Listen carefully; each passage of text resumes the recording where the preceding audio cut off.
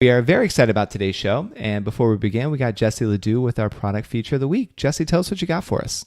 Stephen, we weekly have about 500,000 viewers on any number of our platforms at any given time, which is massive. So this week, we're giving you the opportunity to either surprise your favorite title holder or grab a feature spot for yourself on our social media channels, which is huge from a perspective of trying to get your name out there, trying to show your director that you mean business, or just making somebody feel loved if you are giving it as a gift. Yeah, that's so awesome. Okay, well, tell us about what this thing is and how they can find it, and give us the deets. So they can find it by visiting shop.pageantplanet.com and selecting the title holder of the day feature. And included in this, you get to send us a high quality video, or we get to create one that's yours to keep. We put high quality images of the contestant of the day on our platforms, on social media. You get to promote your video and bio on Instagram and Facebook, and we'll feature you on the homepage on the article section. So it's so chock full of good stuff. It's usually $50. However, you can grab your spot and take 20% off by using the code TOD20. That's title holder of the day, shortened to TOD20. So TOD20, and you can get it. And I'll also provide a link on the show notes. But yeah, it's just a great way for you to market yourself, what's important to you, why you decided to compete in the pageant that you're competing in. And yeah, we create everything for you to keep for keep's sake. Awesome. Well, thank you, Jessie. Welcome to Pageant Planet's podcast, where we share stories and strategies to help expand and connect the global pageant community. Visit pageantplanet.com to find pageants, hire coaches, shop for dresses, and more. Now, here's your host, Stephen Roddy.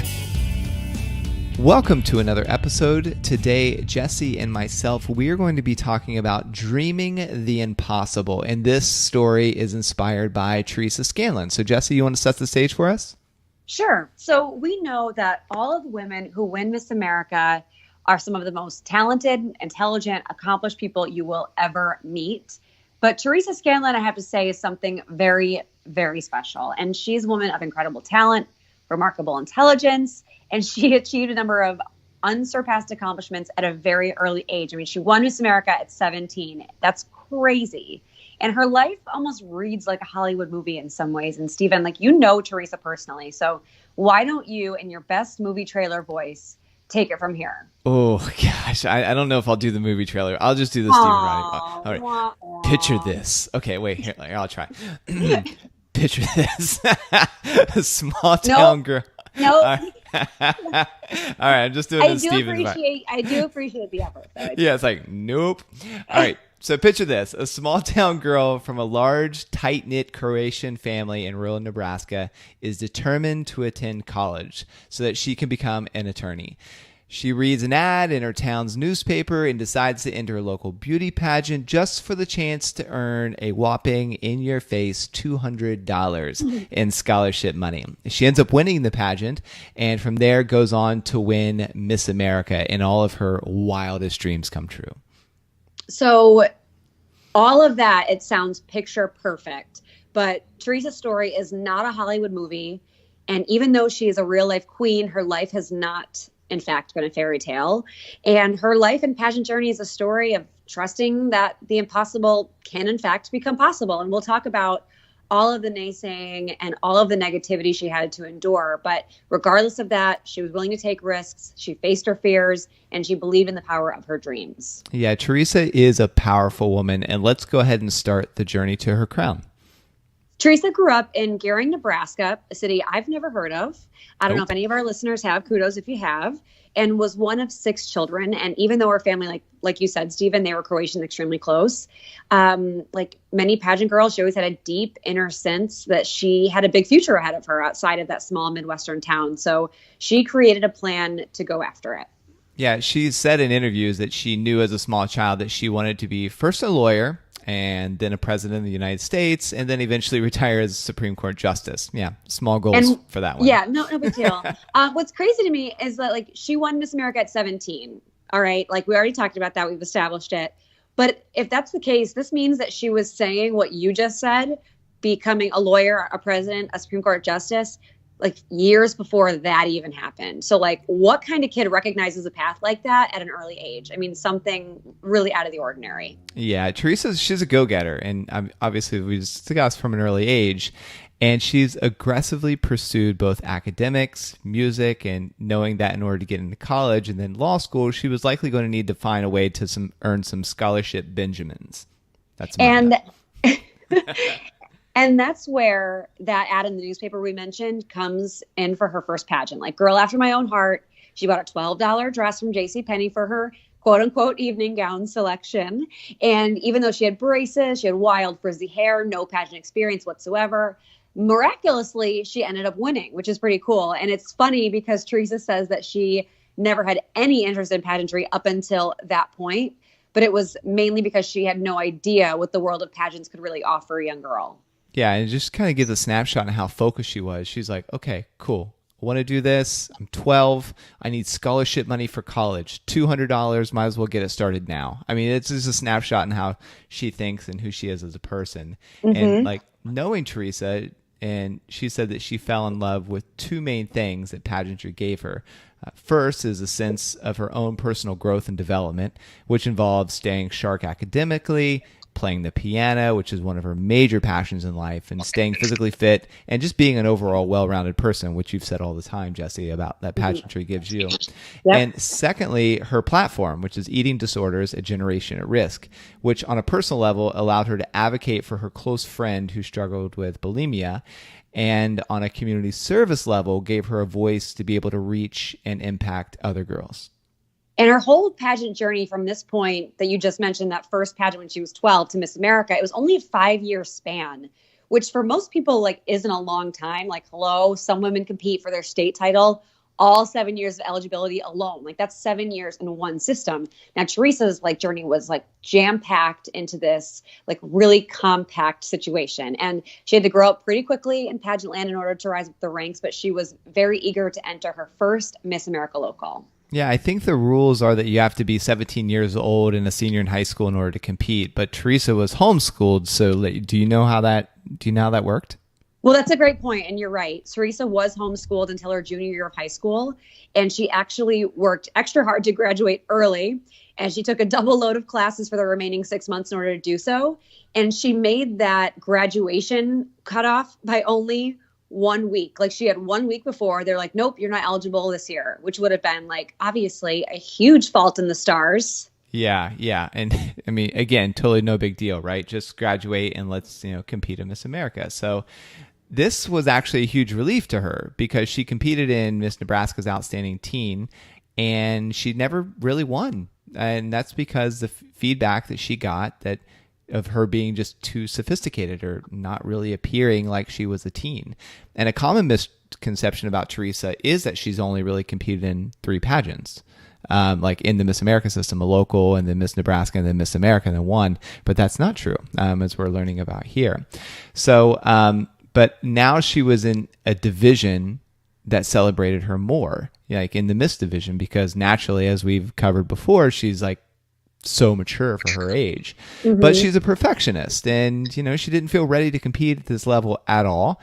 But she drove through the snow for 7 hours in the dark in dreary month of February to compete in this pageant, which was held in a tiny little rundown theater. And she played an old rickety upright piano with missing keys, and she did her best to look and act as a complete adult, even though she had no experience or training to really pull from in that age division, that genre. But, if you have to know Teresa, but she won. And it's kind of obvious after meeting her, you're like, oh, okay, I can see how she won. But just outside looking in for the stats, it's not always that obvious. So I competed for the first time at Miss New York for the first time at 17 as well. Like I won my local. I've told this story like a million times in this podcast. And they're like, okay, you ready for state? And I'm like, what state? Like I had no idea that my local even took me to Miss New York. So you would think that after like winning a Miss Nebraska local at 17, that would allow you to compete at Miss Nebraska, that like Teresa would have been like on cloud 9, like, girl, I got this. And like, she could maybe like take a break and celebrate a little. And like, nope, Not a chance. The Miss Nebraska State Pageant was held literally 1 week later. I'm like sensing a trend with this like 1 week thing. Like everything has always been like a time crunch. But again, the stars aligned for Teresa, like 17 Miss America. It was born to happen. Yeah, and even though she had won the local against all odds, Teresa says that she felt completely inadequate when it came to competing at the state level. She says that on one hand, she was facing something that she was so excited about, and yet almost felt resigned to the fact that she would fail. And Jesse, I feel like this could be a coaching moment here. Yes, heck to the yes. In fact, this is something a lot of contestants do that end up resulting in self-sabotage. So Teresa, she knew all of the other contestants were light years ahead of her in their preparation. And she was an inexperienced 17-year-old girl, barely out of high school, surrounded by accomplished 24-year-old women who were in grad school. And she recalls that the first runner-up from the previous year was competing again, and everyone was convinced that she was going to win for sure. And for those that are listening, raise your hand if you're hearing this story and it sounds familiar, because I feel like it is a dime a dozen. And even Miss Americas are not immune to this thinking. So the lesson of the coaching moment here is I want you to focus on the transactional things that set you apart. If you start looking at big picture, you start to make other people's story sound huge in your mind. You're like, oh my gosh, she's 24, she's in grad school. And like, you're like looking at everything that would build them up to this unattainable level that you can't possibly imagine yourself. But if you break your preparation and your experience down piece by piece, like, okay, I did 45 appearances this year. I raised X amount of dollars. I have achieved this scholastic accomplishment. You'll realize how qualified you are and how well you actually do stack up. So if you still have time before your pageant and you don't feel this way when you're looking at your transactional accomplishments, it's time to get to work. Give me a call. We'll look at your plan. We'll look at where you're starting to feel inadequate and we'll build it up. But you have to make sure that you're comparing yourself to your accomplishments and not to what you think you know about somebody else. Yeah, and Teresa could pull from the fact that she's been competing for 5 years. And if you just know anything about human psychology, for those of you that are listening, we always have a way of comparing our weaknesses to somebody else's perceived strengths, not their actual strengths. They're what you perceive their strengths to be. So realizing that, and also realizing that person that you're putting up on somewhat of a pedestal, they're doing the same to you, potentially. Right? Like you don't know. They're comparing their weaknesses to either yours or somebody else's perceived strengths. So we're all kind of going around through life thinking that other people are better than us. And we overvalue the competition and we undervalue ourselves. So just staying in your own game and realizing that this pageant is yours to lose, because in actuality, it really is yours to lose. And we'll talk more about that later. Okay. So Teresa took her own, to jump back, but she kind of took her own spin on this. She made a decision that she would go in with the attitude that this would be her practice year for her, and that she would just apply herself to learning as much as she could, and she would take notes and pay attention and come back the following year to feel better prepared, which was a major mental adjustment for her because this was like not, all caps, not her personality. She's a go-getter, she's an overachiever, and she's not just the kind of go-the-flow person. I mean, Teresa and I, we'd talk on the phone, and all of a sudden I'm like, wow, Teresa, are we in a debate right now? I thought we were, so, but she has accepted that it was the only way that she could do the pageant and just be at peace with herself, which again, I feel like could be a coaching moment, because it seems like the girls that have the most success in a particular pageant is the one that go in with something specific that they want to get out of it. And normally those girls are just like, it's not always the crown. They're like, I just want to go and like meet new people, have new experiences. It relaxes them down. And anytime you do anything, if you're more relaxed, you always perform better. Well, I say this to our clients all the time, that judges can smell desperation a mile away. And it is almost never rewarded. Like if you go in there and you're like, oh my gosh, I want this so bad. And then like you overwhelm yourself because you've been working so hard and you want it and you're nervous and you're like, you put all this pressure on yourself. So the mental change that we work with our clients on is you walk in the room with the mindset of the judges would be lucky to have me. Like I've done all this work. They would be lucky if I were their Miss Nebraska, Miss New York, whatever that might be. And I'm happy to be here. And my life's going to go on after this pageant, and you will have missed out on something if you don't pick me. So that's kind of the message that we use with our clients, because I know that in my last Miss New York interview, I was that desperation person. And my favorite interview question that I ask our clients is, what wouldn't you give up for the title?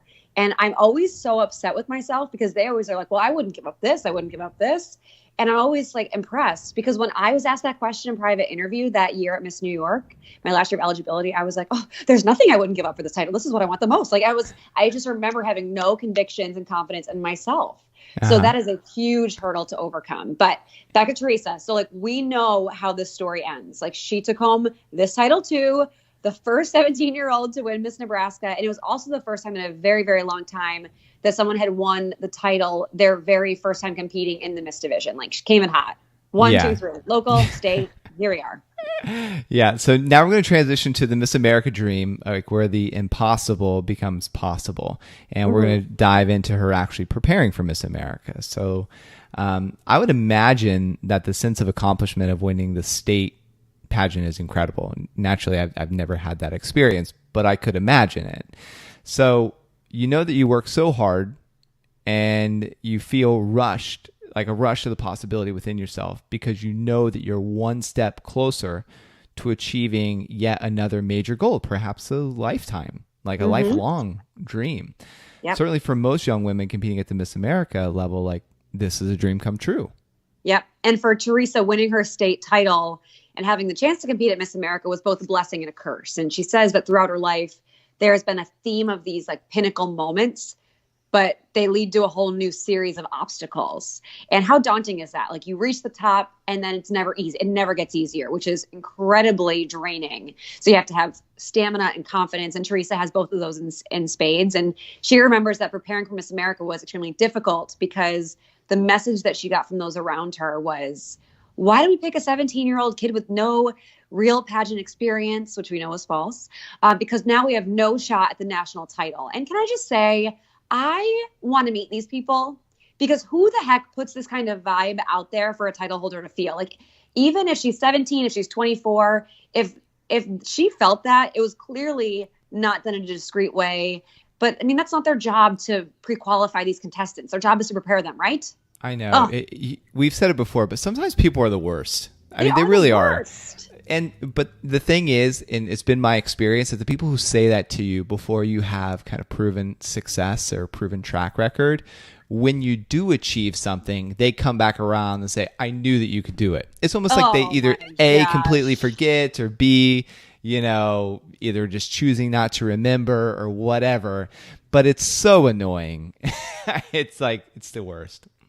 So it is absolutely positively the worst. Yeah. And I had a client once, Stephen, I'm sorry to interrupt. No, go ahead. I had a client once, and I had known her for years, and we were friends. And she's like, you know what? I want you to coach me. And she, after working together, she had her best placement ever in that pageant. She'd been competing for like 6 years. And I was like, what is the wall all about? Like, why are you so judgy of yourself? She goes, well, when I told my family I wanted to compete for the Miss America pageant system, they told me there's no way I would ever win a pageant. Wow. And I was like, oh, that was the first time I heard someone's family tell them that they couldn't do it.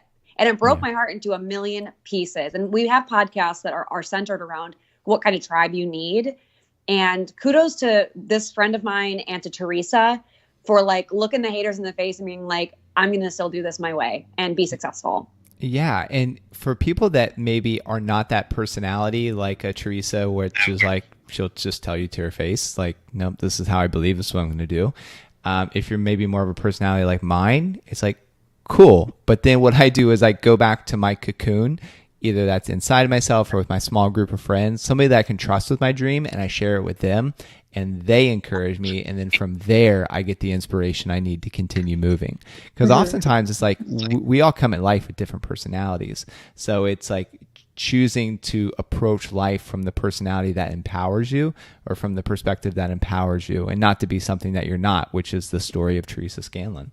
Yeah. So she only had 6 months to prepare. Like, from winning the first local to being at Miss America, only had 6 months to prepare. And like all that she heard was like, okay, Nebraska never won. A 17-year-old hasn't won since 1937. And because of those facts, it would be impossible for her to win. She struggled with feelings of like inadequacy and being a disappointment, although she, strived to make her state proud and her family proud. Probably the greatest lesson that Teresa's story offers is that nobody gets to tell you what you can and cannot dream. Nobody gets to tell you how far you can go in life, because in spite of all the negativity surrounding her, Teresa allowed herself to dream about winning the crown. And she mentally envisioned the crown being placed on her head, and she continually fought to believe that the impossible was possible. Yeah, and it was. And because we all know, like right out the gate, Teresa won a talent preliminary award at Miss America with her piano performance with the whitewater chopsticks. Like, haha, like to everybody who doubted her, everybody that said that she couldn't like be there, she just gave it to him in chopstick-like fashion. So, and then before we knew it, Teresa, she was crowned the 90th woman to wear the Miss America crown on January the 15th, 2011. And with this win, she became the first Miss Nebraska ever to claim the Miss America title, as well as the youngest winner in 74 years since Betty Cooper in 1937. And don't forget to mention also, Stephen, that she was the first title holder from Nebraska to win Miss America, Miss USA, and Miss Teen USA, which is huge. Like the first Nebraska girl to ever win a major national title. Wow. I mean, talk about breaking a glass ceiling. And there are like two big points of controversy that people got wrapped up in like during her reign. The first was her platform centered around eating disorders, which people constantly blame on her insecurity. Which is like another great win for adults. Keep it up. And it wasn't even about her. It was about her friend too. So it was like they just like I'll get into it again, but like this was a time where I was like all about the nasty boards, which I would never encourage anyone to read now, but I was so obsessed with pageantry, like I couldn't get enough. I was like I loved it. And I remember reading it and being like, you guys don't even understand. Like, this is not the point. It's not about her. People constantly wanted to like find ways to like belittle Teresa, which was heartbreaking. Sorry. Yeah, it's crazy. But the other thing with this, and it gave the haters even more ammunition, was that she wore wigs throughout her year and throughout the competition. And this was a time, like I said, where I was reading all of the commentary about title holders, about Miss America locals and state pageants. And the fascination here with these wigs was something I've never heard before. And the amount of people in pageant industry that have weaves, have extensions, and like both, not just our industry, the pageant industry, but the entertainment industry as well. Like, it's massive. There's probably more women competing on the state pageant with some kind of hair help than not competing with hair help.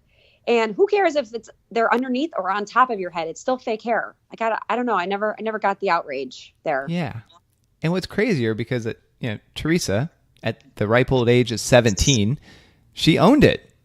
And she was like, I had damaged hair and cut it very short in order for it to grow back healthy. And so she actually began wearing wigs prior to competing for Miss Nebraska.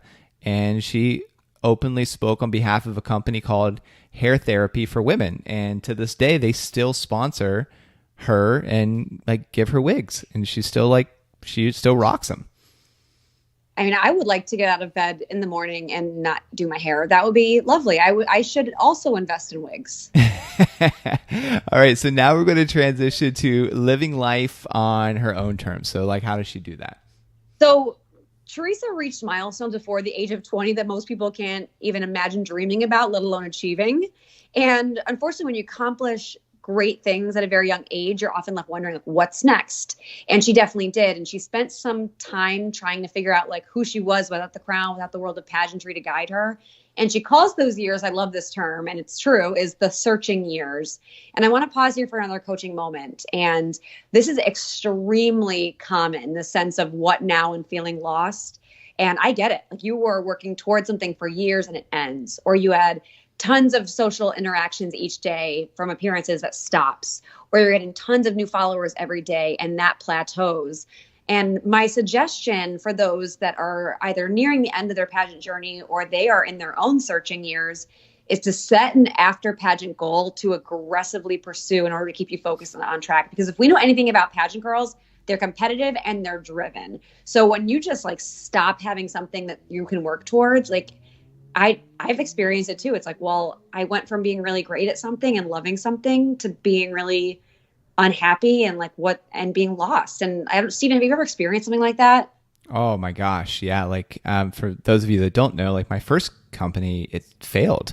And so I lost everything, at the ripe old age of, I was like 24, and I go back to like sleeping on the, not back to, but I went to sleeping on the floor of like this crappy apartment because it was so small. I couldn't even get my bed in there. And I had no business, I had no direction, I had no money, and it was just like, what do I do now? So I really had to go into myself and say like, okay, why do I have value? Like, what's next for me? And it was a very dark and very challenging time. It is. Yeah. So in the years that like following her reign as Miss America, Teresa herself admits that she suffered from depression.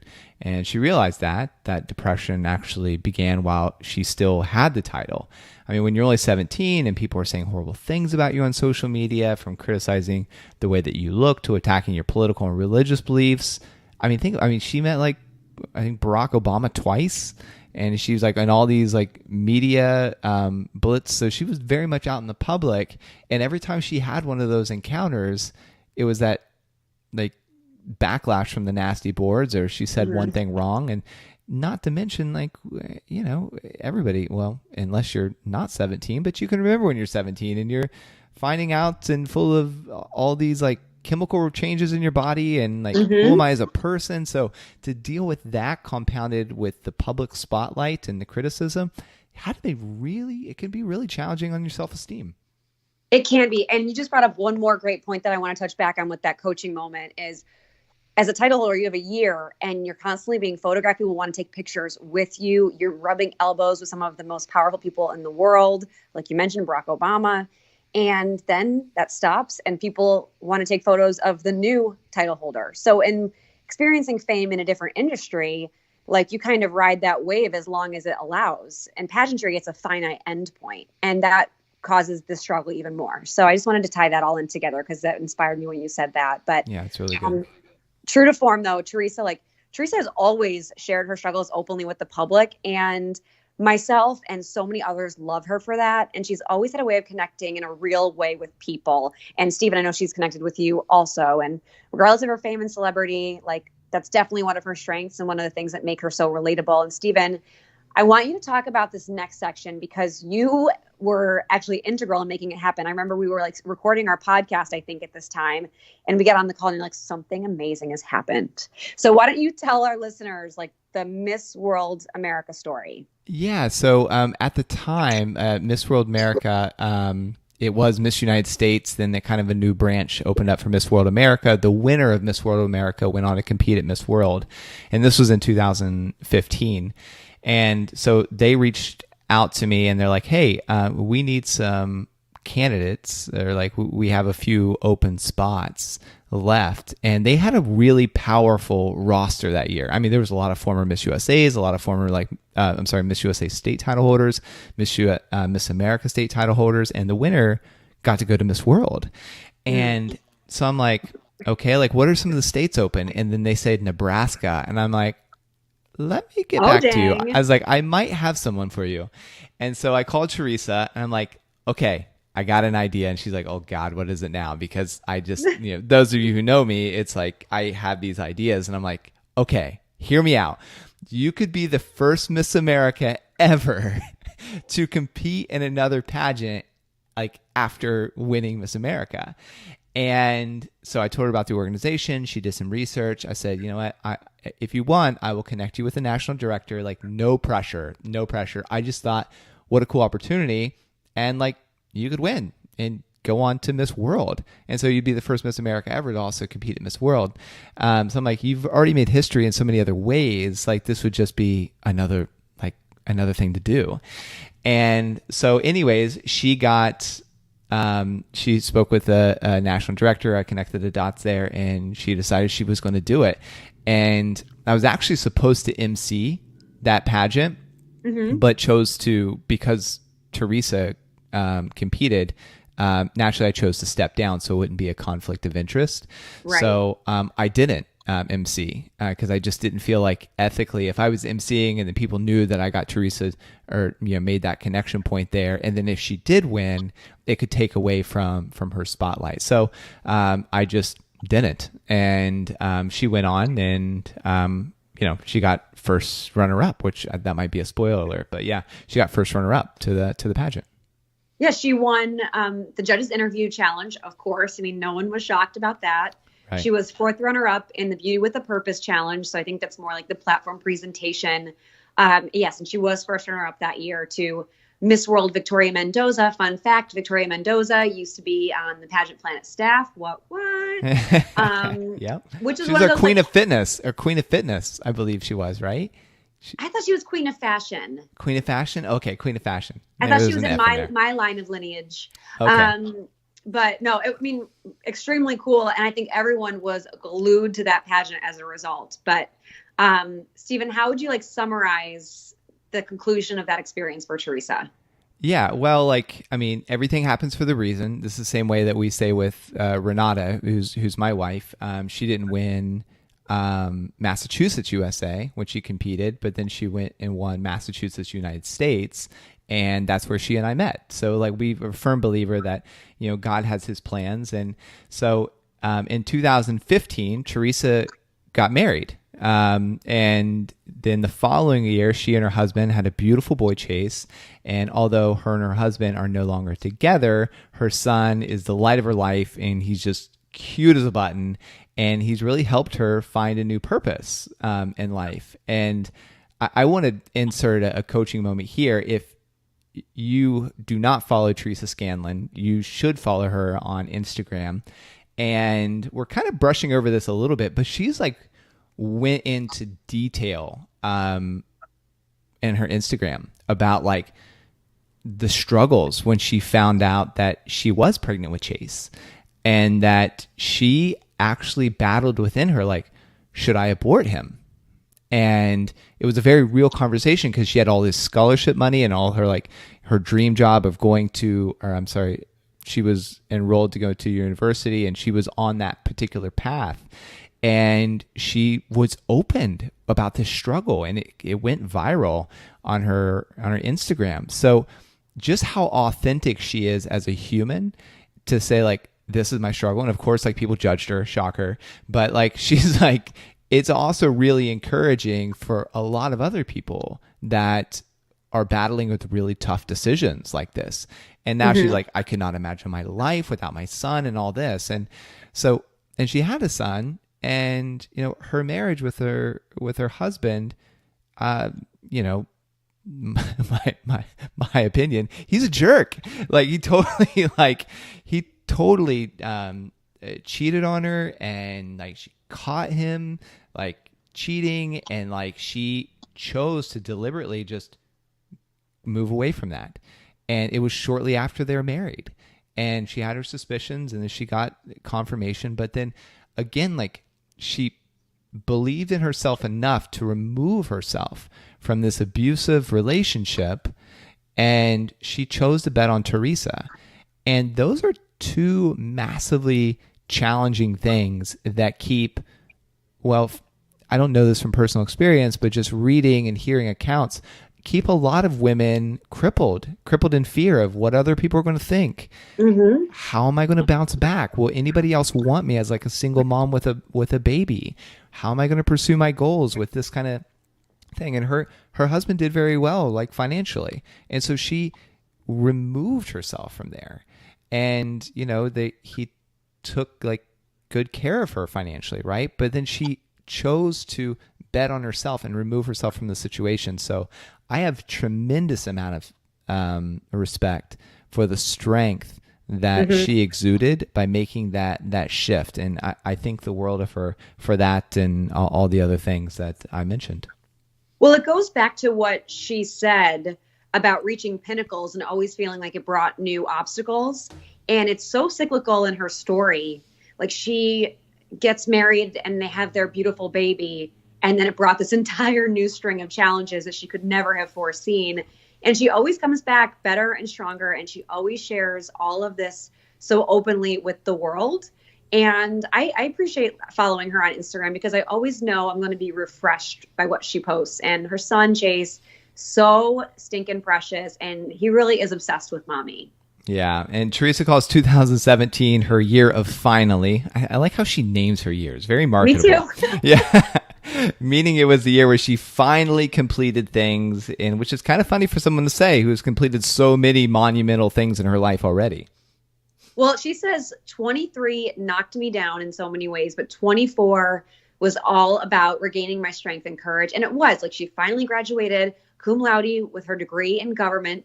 She finally applied to law school. She received acceptances from Georgetown, Notre Dame, UC Berkeley, a full ride scholarship at University of Nebraska Law. And that's just so far. So those are the acceptances so far. And she's still waiting on answers.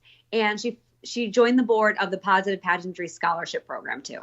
Wow. And in 2018, Teresa announced that she would join the Air National Guard as an Airman First Class while continuing her education at UC Berkeley School of Law.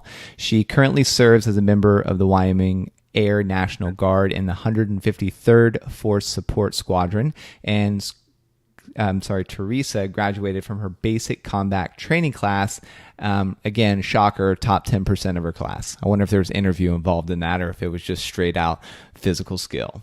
Well, she's at the ripe old age of 25, right? Like, can you believe, like, we've told all this story and it's like she's 25.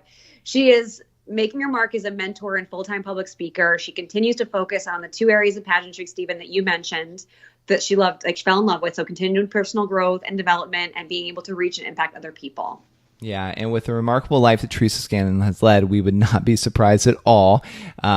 I should just say when she ends up becoming the nation's president and eventually a member of the Supreme Court. She has proven that there's just zero limits other than those you impose upon yourself. And that word impossible is just another way to show the world that I am possible. So if you've enjoyed this episode or anyone's previous, please consider giving us a 5-star review. It might seem like a small action, but it really does help us keep the show going. Want to become a part of pageant history? Create a free contestant or business profile on pageantplanet.com to unlock hidden features and connect with other experts throughout the world.